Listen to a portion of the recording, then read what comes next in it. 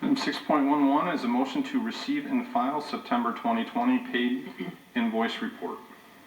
Motion. Support. Okay, I have a motion by Councilman Remick, supported by Councilwoman Winton. Is there any discussion? Yes, Mr. Chair, I do. Mr. Kuchar, maybe, Kuchar.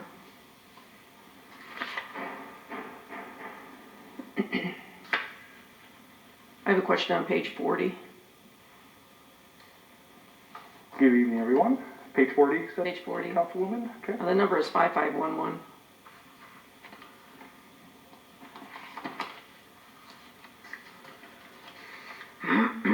Okay.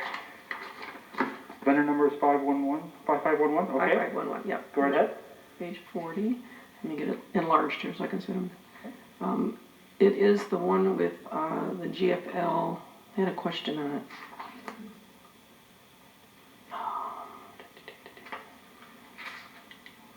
Hold on a second. Let me get- Sorry. It said something about GFL less $2,800. The total amount that's on there, but less $2,800. What was? That's correct. Again, I can bring up someone from DBW with Keith or Matter here, but what I believe that is for mixed, credit for missed pickups.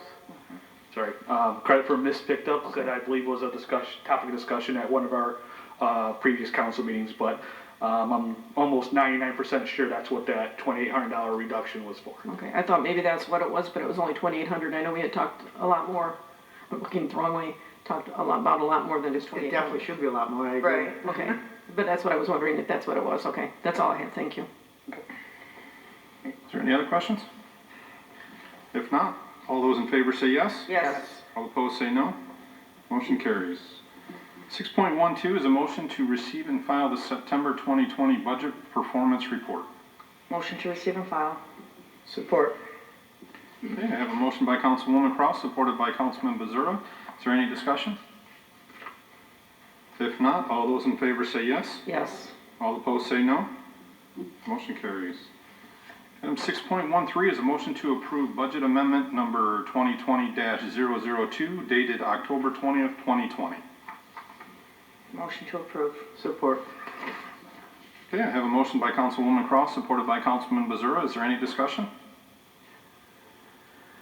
If not, all those in favor say yes. Yes. All opposed say no. Motion carries. Item 6.14 is a motion to approve Election Day, Tuesday, November 3rd, on-site support from Dominion Voting Sole Source in the amount not to exceed $2,000, and this is funded through the General Fund City Clerk Contractual Services. Motion. Support. Okay, I have a motion by Councilman Johnson, I have a motion by Councilman Remick, supported by Councilman Johnson. Is there any discussion? If not, all those in favor say yes. Yes. All opposed say no. Motion carries. This now takes us to the open business portion of the meeting. First, I'm going to ask Clerk Bauer if anybody from the city is...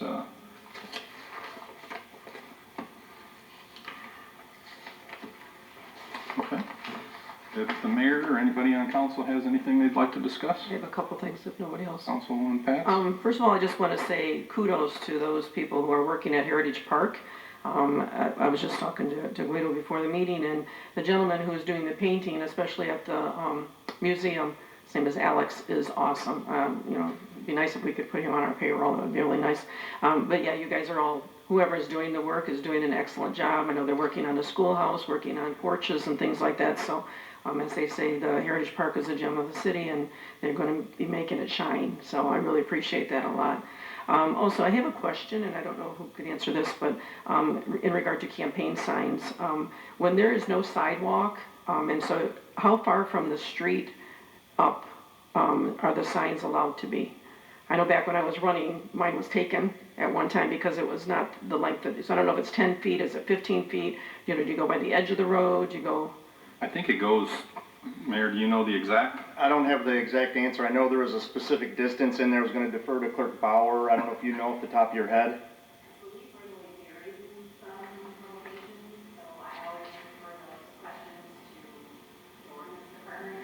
Maybe Matt. I thought it had something to do with, like, there has to be an imaginary line that would be like a Right. median or something like that, and it had to be on, but it Which I is, think it's is 10 very. feet, that's what I was saying, but there's a lot of them, and I'm not talking about just Wick Road, but I'm talking about now Morton View and everywhere, that the signs are like right this far away from the street. Sure. Mr. Chairman, if it's an issue, we can certainly get you the answer, so if you have somebody that's asking the question. I mean, certainly it cannot block the line of sight, so it has, I know that it's more than a car length, because if somebody's backing out of their driveway, we don't want it to restrict their visibility either direction, but I know there's an actual number that's in the ordinance, I just don't have it available right now. Councilman Johnson? I'm not sure if the number goes along with the easement. Morton View, for example, south of Wick, on the west side of the road, they have like 20 feet, that's the city's. So technically, the signs can't go that 20 feet. But then again, on Part E, on the east side, I believe those, there's no easement there. Am I correct?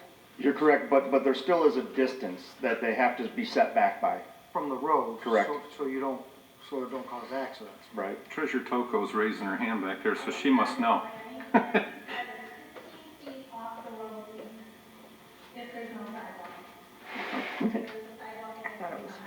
That's what I thought, but I wanted to check on that. The other thing is, no political signs are supposed to be on any city, posted on any city property, correct?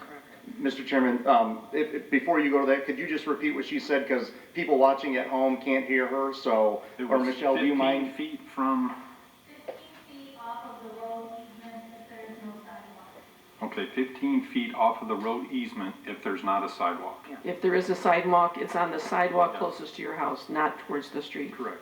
Yeah. And the other thing is about the political signs being on city property.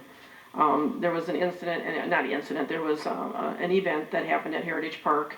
Someone had rented a pavilion, and I understand that part, and their signs were there, and I had no problem with that. But there was a sign out on Pardee Road, the entrance coming in. I don't believe those should be there. I mean, it's not now, but I'm just saying, I don't think that should. So, Mr. Chairman, if I may, typically our rule of thumb is that if you're renting the pavilion for an event, we allow you to put your signs out in the boulevard, like at the points of entry, so people know the event's taking place. We don't let them place them all over, like on the berm out in front of Heritage Park. They wouldn't be allowed there, but they would be allowed at the points of entry. So if you know that like there's a birthday party, you'll see they'll put, Alex's birthday and a bunch of balloons on a sign so people know where to come in at. So But that's that- typically allowable. No, I know that was the comment that I got when I asked why the sign was there, and that's what they had said, but is that in our ordinance anywhere? Because if not, it should be. I don't believe there's an ordinance that speaks to that. It may or may not be in our rental policy, but just as a rule, we've always allowed that to occur. But they have to come down when the event's over. I still think it should be maybe in with the rental agreement saying that they are allowed to do that, so we have something to cover that for those people that are putting them out there, so there's no complaints or no comments coming back from anybody that says it's not supposed to be there. I'm not aware of any, but we can certainly have that discussion if everybody wants to include it but think about like Heritage Park's a big park, and we want them to know what entrance to use if they're renting the pavilion for an event, or any park for that matter. But it wouldn't be allowed after the event. So they'd have to come down immediately. I still think that following. it should be somewhere written down, just so that the people that are renting the pavilion have the right to put it there and know that it's okay. Anybody that's complaining about it, they can say, look, it's in the agreement, or whatever. It backs that person that's using it, so. Mr. Chairman, we can include it. It's not, as long as there's no objection, we can just add a line item. Like I say, it might be a piddly, a little piddly thing, but the person that is using that area, for them, so. That was Okay. I have one other thing, if anybody else has anything. Let me get into my, here. At Heritage Park, at, the Recreation Center, I want to say the Sportsplex, Recreation Center on Saturday, Amy Wagle, who, rents that, does the, what do you call that? Zumba, is having a domestic violence shelter drop-off for clothing for women and children, and that is on Saturday. I don't have the time on there. Does it share, where's the drop-off at? I didn't. At the rec At the center. rec center, okay. And I know, it was on Facebook, I know. I guess if you called the rec center, they would be able to let you know exact time, but I know it's like early in the morning, maybe like 10 to noon, and for a very worthy cause, so I just want to let everybody know that. If you have any used clothes, women's clothes and children's clothes you want to get rid of, drop it off there. That's it. Does anybody else have anything they'd like to discuss? Huh?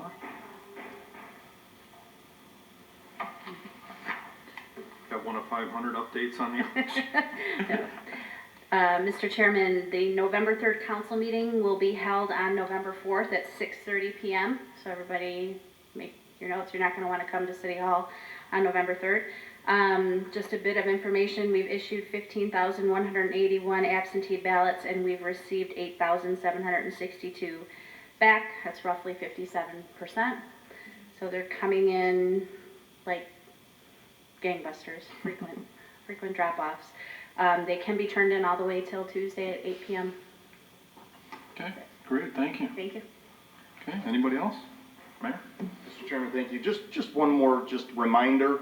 The City of Taylor Halloween event is this Friday and Saturday pending weather.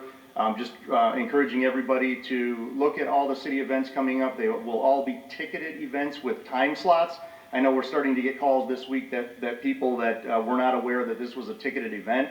Unfortunately, I do believe it's sold out. We will try to allow for any cancellations that we can backfill and make sure everybody gets an opportunity, but this event, I believe, is completely sold out.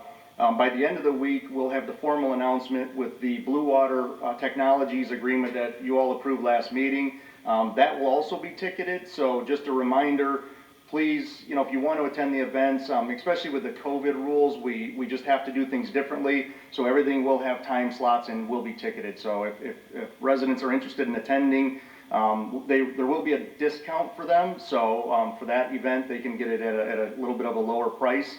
And I think the average family of four will save about $15 or $16. But just remind everybody, please book in advance to make sure you get an opportunity to visit. Okay. Mr. Chair, I found that information I want to pass off. It says on Facebook here, every October we hold a clothing drive for a woman and children's shelter as our effort to be of help. This year being 2020 is of course a little different. However, from 10 a.m. to 12 noon on Saturday, October 31st, you can bring your bags of women or children's clothes to the Taylor Recreation parking lot. We will collect them and deliver them to the shelter, and please mark the date on your calendar. So it is the 31st, not this Saturday. Okay. Anybody else? Okay, if not, I'll entertain the motion to adjourn. Motion to adjourn? Support?